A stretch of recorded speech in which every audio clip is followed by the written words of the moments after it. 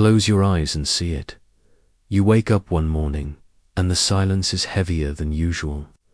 Not because the world has grown quieter, but because something inside you has stopped reaching outward.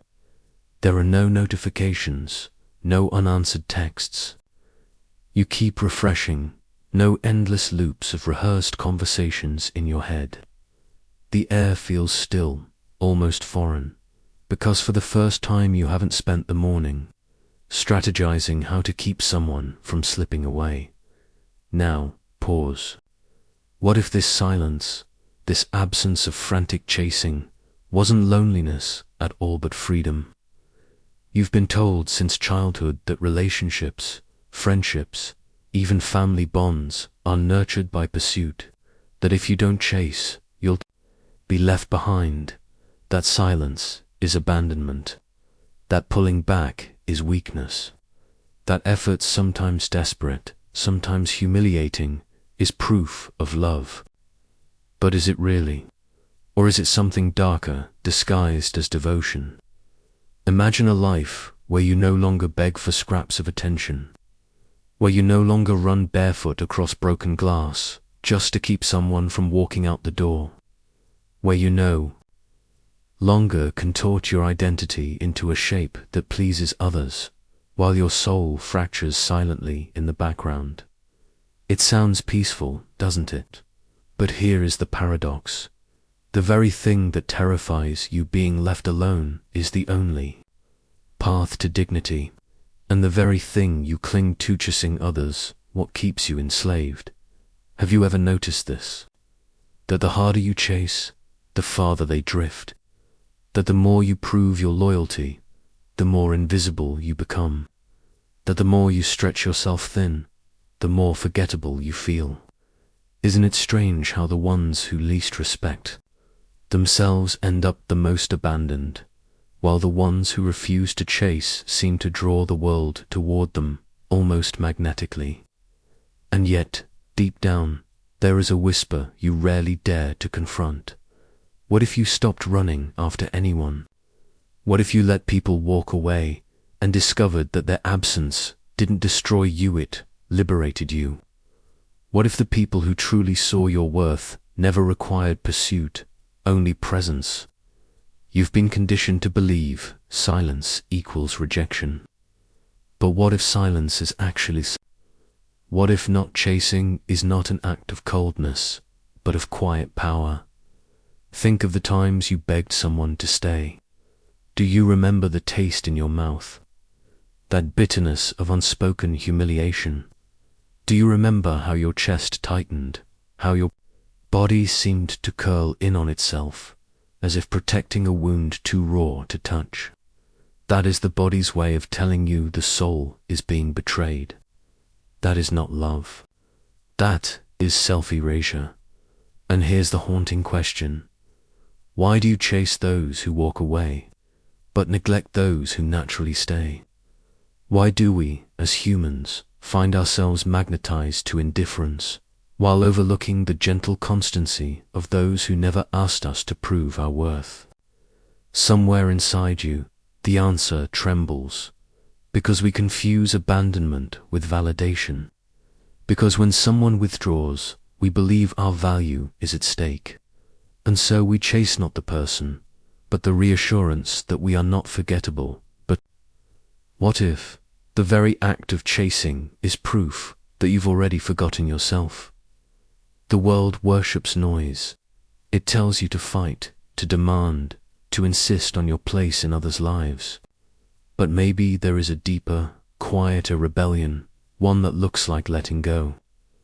A rebellion that refuses to collapse at the threat of loss. A rebellion that whispers, if you cannot see me, I will not drag you into my light.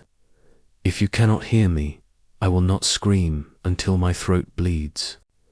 I will not chase you, not because I don't care, but because I care for myself too much to kneel. So here is the great question, the one that lingers in the silence of this morning vision. Are you brave enough to stop chasing? Are you brave enough to let people drift into their own orbits without sprinting after them? Are you willing to sit with the terrifying quiet that follows and discover that it is not emptiness, but power? The quiet power of not chasing anyone is not loud, not dramatic, not celebrated. It is subtle, like a candle burning in a storm. Yet it may be the single most radical act of self-respect you will ever commit. And so, we step deeper into this exploration, not to find comfort, not to find easy answers, but to walk into the storm of our own fears of abandonment, of rejection, of being unseen, and to discover what lies on the other side. Why do you chase? Not in the shallow sense of running after someone on the street, but in the deeper, more painful sense. Why do you run after those who walk away from you? Why does your chest tighten with panic at the first sign of distance, as though your very existence is at stake if they turn their back? The answer is not as simple as love or attachment. The roots are far older, deeper, and darker. They live in the hidden architecture of the psyche, in the invisible scaffolding of childhood conditioning, in the myths society tells you about your worth. Carl Jung once wrote, "Until you make the unconscious conscious, it will direct your life and you will call it fate." The unconscious compulsion to chase others is exactly this, a shadow script you didn't write, but one you continue to perform. And unless you drag it into the light, you will keep running and calling it devotion, loyalty, or love. The seed of the wound stepped back into childhood for a moment. Picture yourself as a small child, tugging on the sleeve of a distracted parent, waiting endlessly for acknowledgement, or sitting in silence as love was given conditionally only when you behaved a certain way, only when you pleased, only when you shrank yourself. The child learns quickly. Love is not safe, not stable. It must be earned, and if it disappears, you must chase it. This is how the wound begins. Not as a conscious belief, but as a bodily truth etched into your nervous system. If I do not run after them, I will be abandoned. If I stop proving myself, I will vanish from their world. Psychologists call this anxious attachment, but labels do not capture the rawness of the experience. What they miss is how deeply existential the wound feels. To a child, love is not an accessory, it is survival. So when love is inconsistent, the nervous system learns to equate stillness with death. And here you are, decades later, still obeying the script. You chase not because you want to, but because your nervous system has been trained to equate stillness with annihilation. The myth of worth now, consider society's role. From advertisements to cultural stories, you are fed the myth that your worth lies outside of you. You must win approval, attention, admiration. Your identity is like a fragile currency, printed by others and withdrawn at any moment. Nietzsche warned of this when he spoke of the herd instinct, the compulsion to measure yourself by the gaze of others. To stand alone is to risk exile, and exile feels like death. So you run toward the herd, even when it tramples you. Schopenhauer, with his bleak clarity, once noted that most human misery arises from endless striving for recognition, for belonging, for the approval of those who rarely give it. And yet, despite his pessimism, his observation reveals a hidden truth. Striving itself is the trap. You do not chase because the person is so extraordinary. You chase because their withdrawal awakens the ancient wound, the myth that without their attention you are nothing. The illusion of control here lies another hidden layer. Chasing creates the illusion of control. If you can just say the right words, send the right message, prove the right loyalty, then maybe you can reverse their leaving. It's a desperate attempt to rewrite reality with sheer force of effort. But, deep down, you know it never works. The harder you chase, the more dignity you lose. And the more dignity you lose, the more invisible you become. Viktor Frankl, in his exploration of meaning, warned against the paradox of pursuit. The more you directly pursue happiness, the more it eludes you. In the same way, the more you chase love or respect, the more it withdraws. Because what you are chasing is not the person, it is validation. And validation, like happiness, cannot be hunted. It arrives only when you stop running. Silence as threat. But why does silence feel so unbearable? Why does not chasing feel like suffocation, like failure, like shame? Because silence is interpreted by the wounded psyche as rejection. Sartre once wrote, "Hell is other people, not because others are inherently cruel, but because their gaze defines us. When they look away, we feel erased. Their silence feels like death. So you chase to silence the silence. You chase to drown out the unbearable question echoing in the quiet. Am I unworthy?" Yet this is the great tragedy. In running from that question, you never allow yourself to discover its answer. The betrayal of the self-chasing is not just about others. It is about what you sacrifice each time you run. You trade pieces of yourself for crumbs of attention. You swallow your boundaries, your dignity, your stillness, all in exchange for a fleeting reassurance that you still exist in someone else's world. And in doing so, you abandon yourself more thoroughly than anyone else ever could. This is why the cycle is so cruel. You fear abandonment, so you chase. But in chasing, you abandon yourself. And the more you abandon yourself, the more hollow you feel. The more hollow you feel, the more desperately you chase. A loop, a trap, a cage with no visible exit. The hidden problem. So, here is the hidden problem at its core. You believe that not chasing will destroy you. But in truth, chasing is what destroys you. You believe that silence is emptiness. But silence may be the only place you can hear your own soul. You believe that being left behind is the worst fate. But the real tragedy is leaving yourself behind in pursuit of others. Until you see this clearly, you will continue to run, calling it love, calling it loyalty, calling it commitment. But beneath the surface, it is something else entirely. Fear disguised as devotion. Self-erasure disguised as care. And so the question deepens, grows sharper, cuts closer. If you have been trained since childhood to believe chasing is survival, how do you stop? If silence feels like death, how do you learn to breathe in it?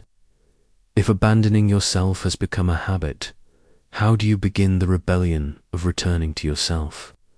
The answers do not come easily. They demand confrontation with your deepest fears, your most buried wounds. They demand a philosophical unlearning, a psychological disentangling.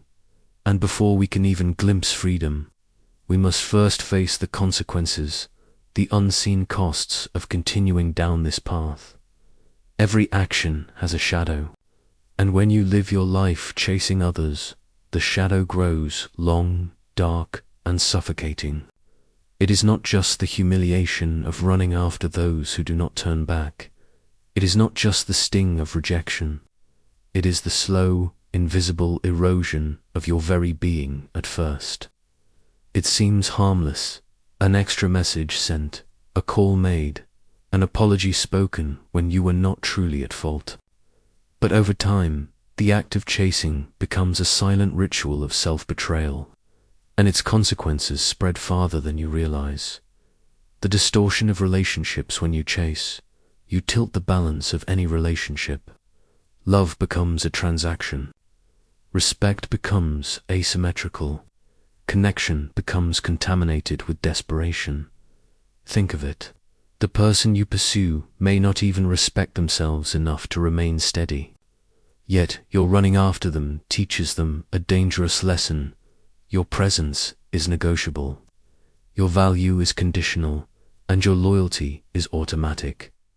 The human psyche adapts quickly.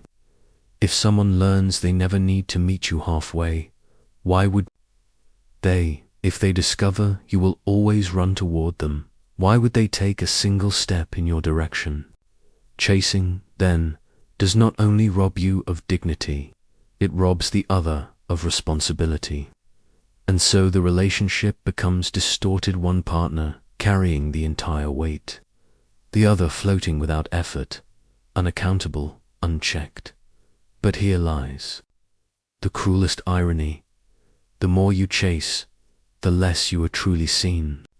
Because what is freely available is rarely valued, and what is constantly in pursuit appears less like a partner and more like a shadow. The war within chasing does not just damage your relationships, it tears at your inner world. Every unanswered message, every cold glance, every dismissal becomes a dagger you willingly walk into. You internalize their indifference as a verdict on your worth. You make their silence a mirror, reflecting not who they are, but who you believe yourself to be. Unworthy, invisible, forgettable. Over time, this war becomes self-perpetuating. Your nervous system stays on high alert.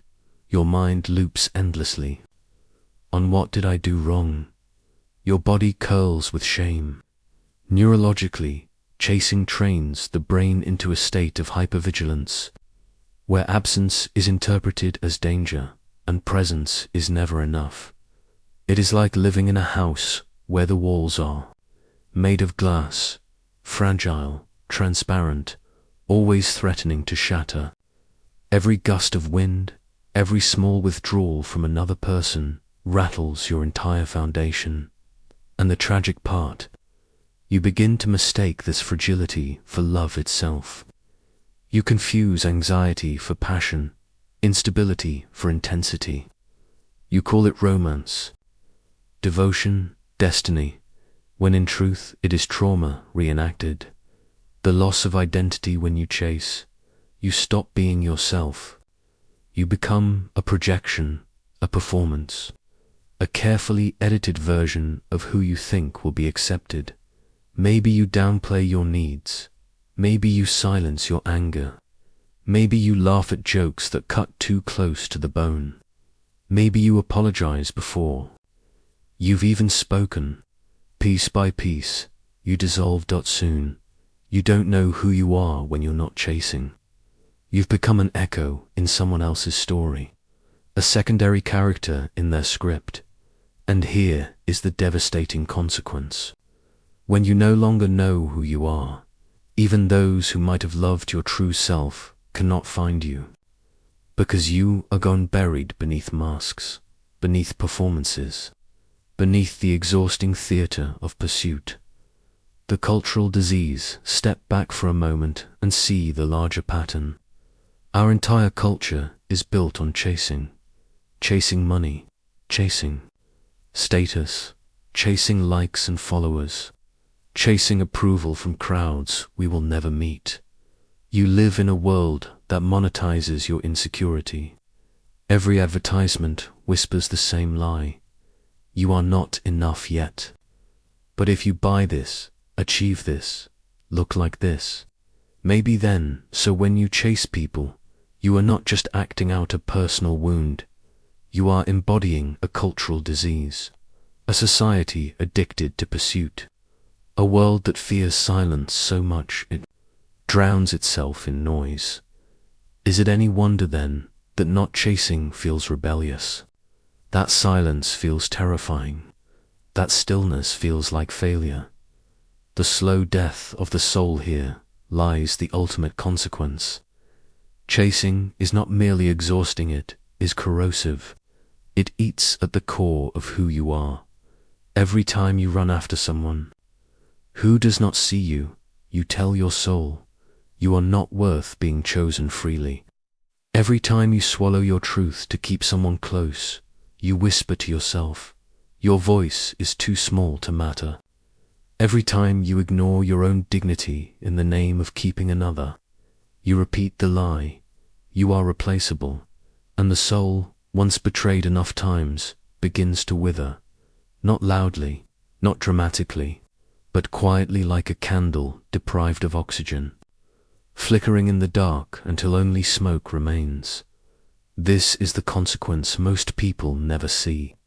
Until it is too late, chasing others becomes a slow death of the self. You remain alive in body, but hollow in spirit, present in the world, but absent from yourself, the mirror turned backward. And here is the cruelest truth of all.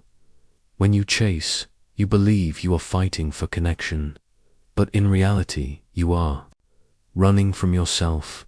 You are not afraid of losing them. You are afraid of facing the silence within. You are not terrified of their absence. You are terrified of meeting the stranger you've become in the mirror, the one who has abandoned themselves in pursuit of everyone else. And so the consequences multiply: broken relationships, fragile identities, endless cycles of disappointment, all born of one refusal, the refusal to stop running. The question now presses harder, sharper, almost unbearable. If the cost of chasing is the death of your dignity, your identity, your very soul, what could possibly be worth that price? And if the world will not teach you how to stop, perhaps you must learn the rebellion on your own. Perhaps the quiet power of not chasing anyone begins not with grand gestures, but with a single, trembling decision to stop running, even when every instinct screams to move. But how does one break free from a cage this old, this invisible, this deeply ingrained? That is where the rebellion begins. Every cage, no matter how old, has a door. But here's the paradox. The door of this cage is not locked from the outside. It is open, always has been. The only thing keeping you inside is the belief that you cannot survive beyond its walls. Breaking free is not about learning a new trick, or memorizing a mantra, or pretending not to care. It is about rebellion. A rebellion against the oldest programming in your nervous system, against the voices of parents, teachers, lovers, society itself, voices that taught you that to be worthy you must chase. Freedom begins with the smallest, most radical decision, to stop moving. The first act of rebellion, stillness. Imagine it. A person you care for begins to drift. Their messages grow shorter. Their eyes lose focus when you speak. Their presence becomes scarce, like smoke slipping through your hands. Your instinct flares. The panic rises. Your body urges. Chase them. Call them. Prove yourself. Do not let them go. But instead of running, you sit in the discomfort. You let the silence expand like an unfamiliar room. You feel your heart race, your breath shorten, your palms sweat, and yet you do not move. This is the rebellion. Stillness in the face of fear, refusing to obey the script, refusing to collapse at the threat of abandonment. It feels unbearable at first, but here's the truth.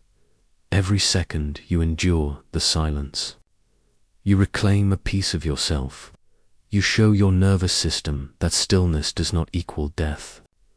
You teach your soul that its survival is not contingent on pursuit. Stillness, then, is not weakness. It is the birth of strength. The second act of rebellion, boundaries rebellion, requires structure. It requires drawing lines in the sand, not to control others, but to protect yourself. Boundaries are not punishments. They are declarations. This is where I end and where you begin. This is what I will allow and what I will not. When you chase, you erase these lines. You let people step over them in the desperate hope they will stay. But the rebellion restores them. You begin to say, "No, I will not explain myself 12 times. No, I will not beg for a place in your life. No, I will not silence my truth for your comfort." Every no becomes a battle cry. Not loud, not violent, but firm, steady, unshakable. And here is the hidden magic. Those who truly value you will respect these boundaries. Those who only valued your chasing will vanish. And their disappearance is not loss, it is purification. The third act of rebellion, turning inward. The greatest rebellion is not against others. It is against the lie you have lived within. The lie that your worth depends on someone else's recognition. To break free, you must return inward. This does not mean isolation or coldness. It means recentering the gaze. Instead of asking, "Do they see me? Do they value me? Do they love me?" you begin to ask, "Do I see myself? Do I value myself? Do I love myself?" Nietzsche spoke of the revaluation of all values. The radical act of questioning the very foundations on which you stand. Your rebellion is exactly this, a revaluation of worth, no longer defined by pursuit, no longer measured by another's gaze, but inherent, steady, self-sustained. This is not arrogance, it is alignment. For the first time, you stand in your own orbit, instead of being pulled like a satellite around someone else's gravity. The fourth act of rebellion, silent silence, once unbearable, becomes your teacher. It is no longer a void, but a mirror. In silence, you hear the whispers of your neglected self, the parts of you abandoned in the chase, the creativity you silenced, the dreams you postponed, the truths you swallowed. Sit in that silence long enough, and you will discover something astonishing. You are not empty, you are vast. And those who once demanded your running when faced with your silence will reveal themselves. Some will leave, unable to handle the absence of your pursuit. Others will stay, drawn not by your desperation, but by your presence. Silence, then, becomes a filter, a quiet force that sifts through your connections, leaving only those who are true. Stories of rebellion picture a woman who spent years apologizing for existing in her partner's life. Every argument ended with her begging for forgiveness, even when she was not at fault. One day, she stopped. She did not scream. She did not plead. She simply stopped chasing. Within weeks, the relationship ended, not because she failed, but because it was never real. She discovered that what she feared losing had already been lost, and in its place, she found herself again. Picture a man whose friendships were built on one-sided effort. He was always the planner, the caller, the one arranging every meeting. One day, he stopped organizing. Weeks passed. His phone stayed quiet. And in that quiet, he saw the truth. What he thought were friendships were merely dependencies. Painful, yes, but liberating, too. Because now he had space to create connections that flowed both ways. These stories are not glamorous. They are not celebrated in movies or novels, but they are revolutions, small silent revolutions that change everything. The quiet power this is why not chasing anyone is so powerful. It is not about indifference. It is not about superiority. It is about respect. Respect for your time, your energy, your soul. When you stop chasing, you no longer beg for scraps of love. You no longer barter with your dignity. You no longer gamble your identity on the shifting tides of someone else's attention. Instead, you stand, quietly, firmly, and in that stance, you radiate something far stronger than desperation presence. and presence is magnetic.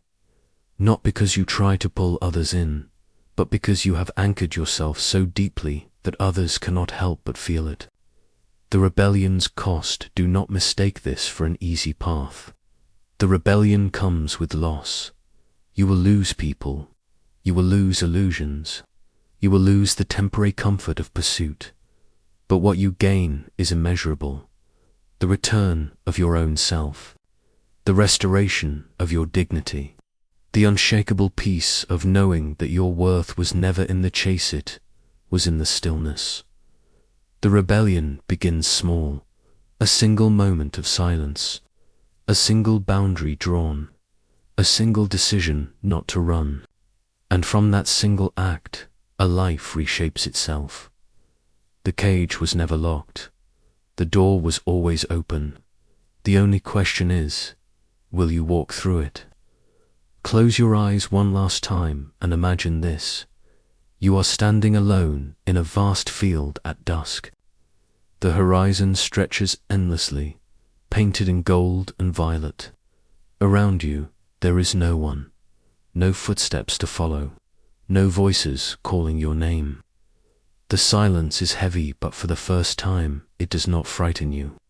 It steadies you, because you have finally realized the truth. You were never meant to chase. The false central your life. You have been told that worth is something granted by others, that love is something pursued, that respect is earned by contorting yourself into shapes that fit the desires of those around you. But this belief was a false centrogravitational pull that kept you orbiting around everyone but yourself. The ultimate truth is this: self-respect does not begin when others stay. It begins when you stop running after them. Think of it like a candle flame. A flame does not chase those who walk away from its light. It simply burns. And those who need its warmth draw near on their own. Those who do not drift into the dark. The flame loses nothing by refusing to run. The inversion of power you once believed power belonged to those who could withdraw, those who could make you chase. But the truth is inverted. The greatest power belongs to the one who does not run. Not chasing is not passivity, is sovereignty. It is the refusal to be dragged into battles that do not honor you. It is the unyielding stance of someone who knows. If you wish to leave, you may. But I will not abandon myself in the process. When you stop chasing, you shift the axis. You are no longer the satellite circling around others. You are the center of gravity. Not because you pull, not because you demand, but because you are steady, and steadiness is irresistible in a world addicted to chaos. The paradox of presence here lies the paradox. When you stop chasing, you begin to attract, not through manipulation, not through games, but through authenticity. Your stillness communicates something the world rarely hears. I am whole without you. I will not dissolve if you leave. My worth is not in your hands, and those who are meant to walk with you will be drawn to that strength. Not because you begged, but because you didn't. Like rivers that carve their paths without force, your presence creates a natural flow. What is true comes closer. What is false drifts away. This is the quiet power, the reunion with the self. But the deepest truth is not about others at all. It is about the reunion with yourself. When you stop chasing, you finally turn inward. You begin to hear the voice that was silenced beneath the noise of pursuit. You rediscover the parts of you abandoned along the way, the creativity you buried, the passions you postponed, the truths you swallowed. You realize the one you were chasing all along was never them. It was you, the child who longed to be seen, the teenager who felt invisible, the adult who equated silence with rejection. All of them versions of you have been waiting, not for someone else's validation, but for your own return. And when you stop running outward, you finally come home. The liberation of loss, yes. You will lose people. Yes, you will be misunderstood.